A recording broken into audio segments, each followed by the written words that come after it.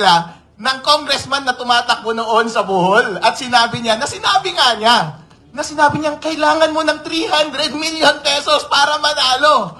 Alright, thank you everyone! Kapihan! Dito sa Kamuning. Thank you so much for inviting me. Thank you so much for inviting me, Mr. Greco Bilgeka. Napakagwapo mo talaga in person. Yeah, buddy! At si Big Boy, Butch Bilgeka, sir! The Greek God. Ang gwapo-gwapo nila, sir. Maraming salamat po sa pag-invite kay Attorney Harold Respicio dito sa forum na ito upang pag-usapan ang mga pagkakamaling nangyari ngayong eleksyon na ito para hindi na maulit sa 2028. Latest po, umamin na po si Chairman George Garcia na nag-uusap nga pala talaga sila ng congressman na tumatakbo noon sa Bohol. At sinabi niya kailangan mo ng 300 million pesos para manalo.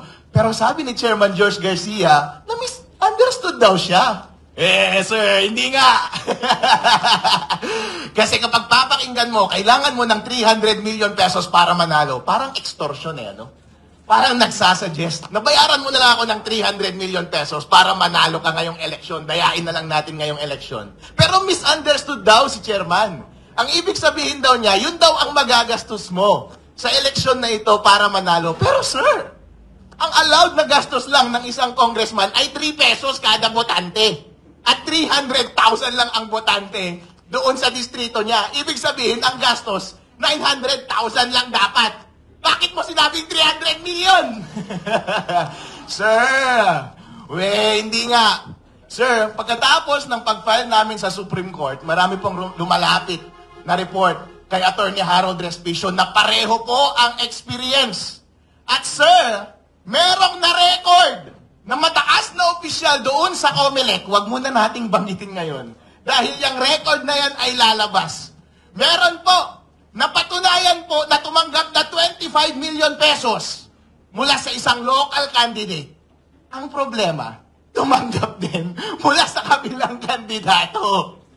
Ang problema ngayon, sinisigil na, sir! Nasaan na?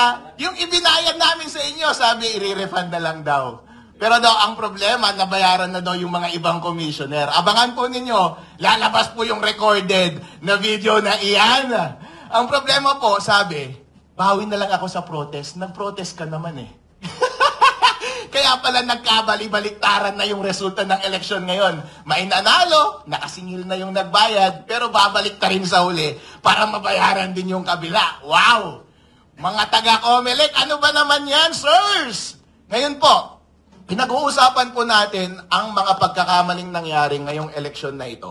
Kung titignan po natin itong context na ito, mga aligasyon na pambabayad sa COMELEC, at doon sa obserba mismo doon sa ground, na irregularity sa pagpapatakbo ng eleksyon, everything comes together. Ang una pong obserbasyon ay yung maling paggamit ng software. Ang sabi po ng batas, ang software na dapat tatakbo sa makina ay yun ang ma-audit. Pero iba po yung inilagay sa makina. Kapag iba na po ang version at iba na po ang hash ng software na yun, iba na po yung nandun sa loob ng makina. Chairman George Garcia, tanong ko po sa inyo, nandun ba sa loob ng software yung daya? Ipakita mo na lang kaya yung software, i-open source mo at kami ang mag-aral, makita natin kung ano ang nasa loob nun. Ang isa po pong pagkakamali na naobserbahan ay yung transmission. Ang sabi po ng batas, dapat dire-diretso mula sa independent automated counting machines papunta sa mga servers. Sabay-sabay, COMELEC servers at sa mga transparency servers. Para nga naman kapag nandaya ang COMELEC, huli ka agad ng mga transparency server. Pero inamin mismo ni Chairman George Garcia, kinokulit pala nila bago magpadala doon sa mga transparency server at pinapadala nila cumulative every 15 minutes. Anong ibig sabihin po nito? Na manipulate po yung data mula sa mga automated counting machines bago pumunta sa mga server. Labag po yan sa batas, illegal po yan. At yun po yung dahilan kaya pinapadisbar natin si Chairman George Garcia at mga commissioner. Yun po ang dahilan. Kaya nananawagan tayo sa National Bureau of Investigation para imbestigahan ang kanilang illegal na paggamit ng software, illegal na paggamit ng computer equipment na nag-interfere sa ating election process dahil yan po ay krimen. Yan po ay paglabag sa batas ng eleksyon. At kayo mga commissioner, kayo ang responsible ng pag-implement niyan. Dapat po kayong makulong. Ngayon po, itong suggestion ng grupo ni Mr. Greco Bilgega na gumawa ng manual counting alongside sa automated counting machines at gumamit ng blockchain para secure yung transmission at ma-maintain yung integrity ng data, consistent po yan para maiwasan itong mga nangyari na daya na ito. Ang una po kasing daya na pwedeng mangyari at pinakamadaling gawin ay yung naobserba natin na itatanim na mismo sa software yung daya. Kasi baka nasa 3.5 na mismo yung daya. Pero kapag manual counting mo yan, syempre, nawala na yung opacity. Transparent na. Makikita na natin mismo yung mga balota. Ang tao po, kapag binidyo mo dyan, yung mga election board, yung mga watcher, makikita nila, yung mga balotang binabasa nila, nakikita natin kung nandaraya, makikita natin kung totoo ba talaga yung bilang. Kaya yung problem number 1, maiiwasan po kapag ginawa natin yung manual counting sa araw ng eleksyon.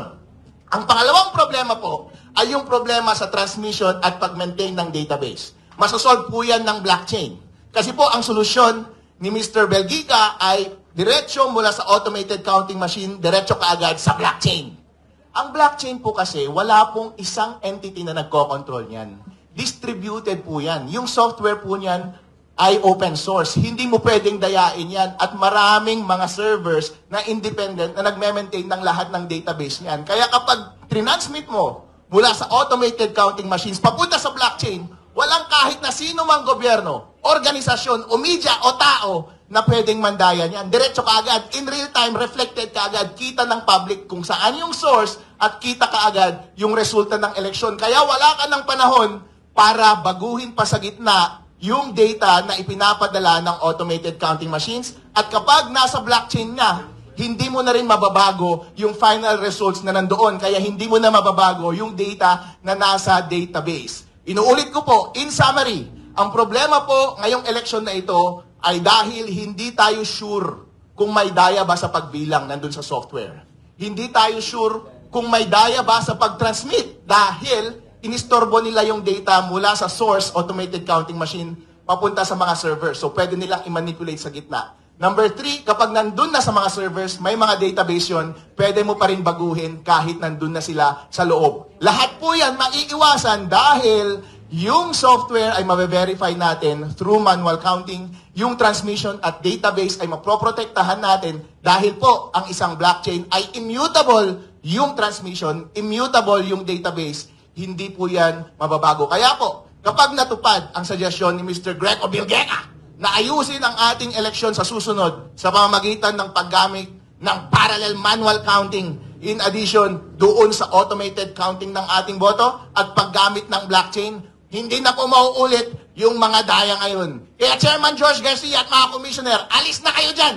Ilagay na natin itong mga idea ni Mr. Greco Bilgega at gawin natin sa 2028 para lahat po tayo ay masaya at lahat po ng ibinoto natin ay siyang totoong mauupo, mapoproklama at mamumuno sa